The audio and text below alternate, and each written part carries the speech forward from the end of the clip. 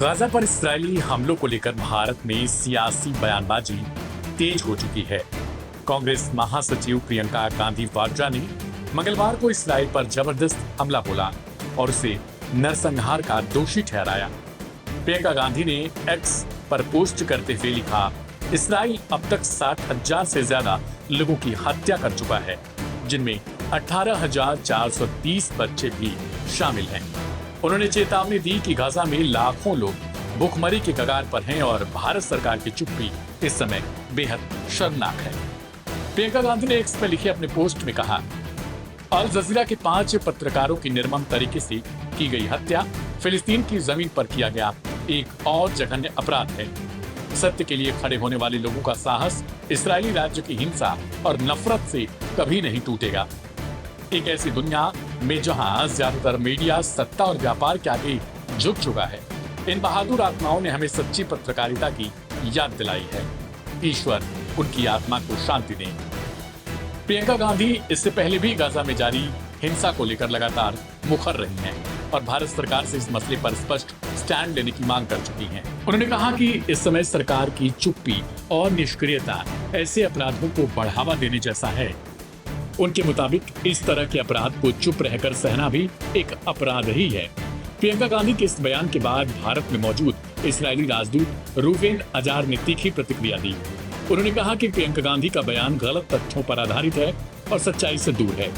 राजदूत ने एक्स में किए एक पोस्ट में दावा किया कि इस्राएल ने अब तक 25,000 से अधिक हमास आतंकवादियों को मारा है और मानव ढाल की रणनीति खुद हमास अपना रहा है। उन्होंने अपने एक्स पोस्ट में यह भी लिखा कि हमास अपने ही लोगों को पलायन से रोक रहा है और अंतर्राष्ट्रीय मदद तक लूट रहा है, जिससे आम फिलिस्तीनियों को और अधिक तकलीफ हो रही है। रूवेन अजार ने यह भी कहा कि इस्राएल ने अब तक गाजा में 20 लाख टन से अधिक भोजन और राहत सामग्री पहुंचाई है, लेकिन जमीन पर हालत हमास की वजह से बिगड़ते जा रहे हैं। उन्होंने नरसंहार के आरोपों को खारिज करते हुए कहा कि गाजा की आबादी पिछले 50 सालों में 450% बढ़ी है, जो दिखाता है कि यहाँ किसी भी तरह का नरसंहार नहीं हो रहा। भारत और इस्राएल के बीच हमेशा से मजबूत रिश्ते रहे हैं, लेकिन फिलिस्तीन के मुद्दे पर भारत की स्थिति पारंपरिक रूप से संतुलित ही रही। भारत ने संयुक्त राष्ट्र में साफ तौर पर कहा वह फिलिस्तीन इस्राएल मसले का समाधान 2 स्टेट सॉल्यूशन के जरिए देखता है। संयुक्त राष्ट्र में भारत के स्थायी प्रतिनिधि पार्वथानेनी हरीश ने हाल ही में कहा कि हमारी प्राथमिकता यह होनी चाहिए कि गाजा में मानवीय सहायता बिना किसी बाधा के पहुंचे और संकट का समाधान कूटनीति से निकाला जाए।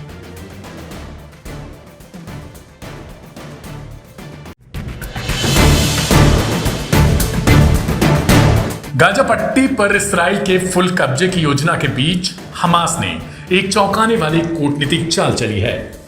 तुर्की की मदद से मिस्र के साथ फिर से डिप्लोमेटिक संपर्क बहाल कर हमास ने बातचीत की मेज पर वापसी का संकेत दिया।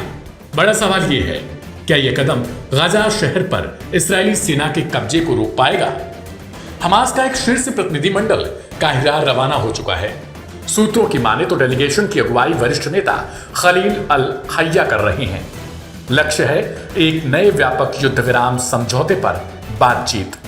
हम संघर्ष से पीछे नहीं हट रहे, लेकिन अगर मानवीय हालात सुधारने का रास्ता खुलता है तो हम उसके लिए तैयार हैं। इससे पहले अमेरिका के विशेष दूत स्टीव विटकॉफ ने कतर के प्रधानमंत्री से स्पेन के एबिजा में मुलाकात की। इसी के बाद कतर ने मिस्र और हमास के बीच संचार बहाल करवाने में अहम भूमिका निभाई। माना जा रहा है कि बातचीत में एक लंबी अवधि की डील शामिल है, जिसमें इस्राएली वापसी, बंधकों की रिहाई और हमास के नेताओं का निर्वासन शामिल है। वहीं दूसरी ओर 8 अगस्त को इस्राएल की सुरक्षा कैबिनेट ने गाजा सिटी पर सैन्य कब्जा करने की योजना को मंजूरी दी। प्रधानमंत्री नेतन्याहू ने इसे सिक्योरिटी पैरामीटर बनाने का नाम दिया। हमारा उद्देश्य है आतंकवाद का अंत और इस्राएल की सुरक्षा की बहाली, लेकिन सेना के भीतर से ही इस पर मतभेद हैं। Chief of staff general Eyal Zamir और अन्य कमांडर इस ऑपरेशन को लेकर आशंकित हैं, खासकर बंधकों की सुरक्षा को लेकर। हमास के सैन्य प्रवक्ता अबू उबैदा ने स्पष्ट कर दिया, अगर इस्राएल ने इस प्रस्ताव को ठुकराया तो जंग फिर से तेज होगी। अगर बातचीत को नजरअंदाज किया गया तो हमारे पास और भी रास्ते हैं। इस बीच फ्रांस के राष्ट्रपति इमैनुअल मैक्रों ने भी चेतावनी दी, गाजा पर इस्राएली कब्जा एक मानवीय आपदा बन सकता है।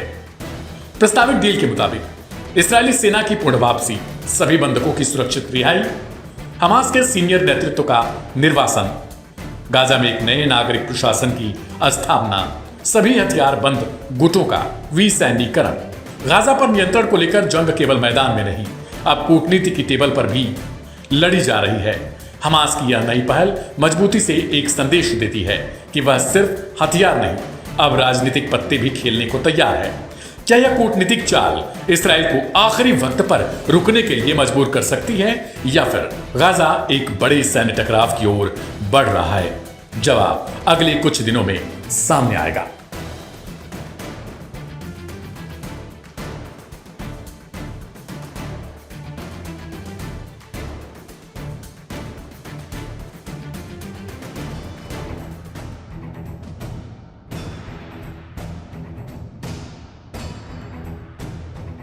फ्रांस, ब्रिटेन समेत करीब 1.5 दर्जन देशों की ओर से दबाव झेल रहे इजराइल को एक और झटका लगा है।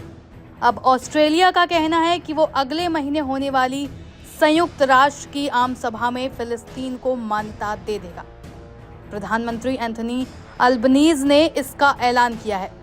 उनका कहना है कि गाजा में जो हिंसा का दौर चल रहा है उसे रोकने के लिए जरूरी है कि फिलिस्तीन को मान्यता मिले।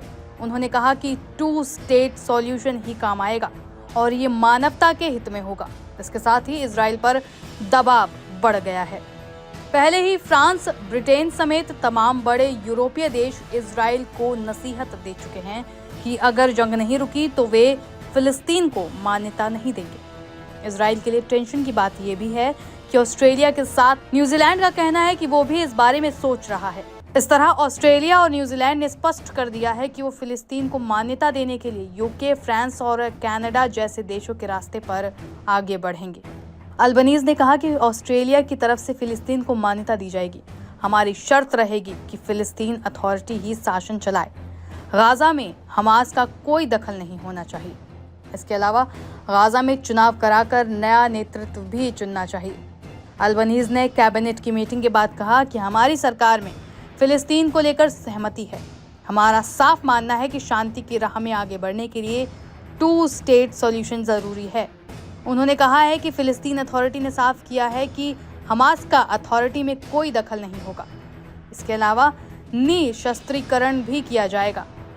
2006 के बाद से गाजा में चुनाव नहीं हुए, जिन्हें अब कराया जाएगा। इस बीच अब ऑस्ट्रेलिया की प्लानिंग को लेकर इजराइल भड़क गया है। Aim right, achieve big. At KR Mangalam University, we provide you the platform to turn your dreams into reality. At KR Mangalam University. Australia में इजराइल के राजदूत आमिर मेमन ने कहा कि ये निर्णय इजराइल की सुरक्षा को नजरअंदाज करने वाला है। उन्होंने कहा कि हम शांति के लिए लड़ रहे हैं। ऐसे फैसले से हमारी लड़ाई प्रभावित होगी। उन्होंने कहा कि आतंकवाद को खत्म करने के लिए लड़ना पड़ता है, तभी शांति आती है। आतंकवाद को यदि पुरस्कृत करेंगे तो फिर कैसे शांति व्यवस्था स्थापित हो सकेगी।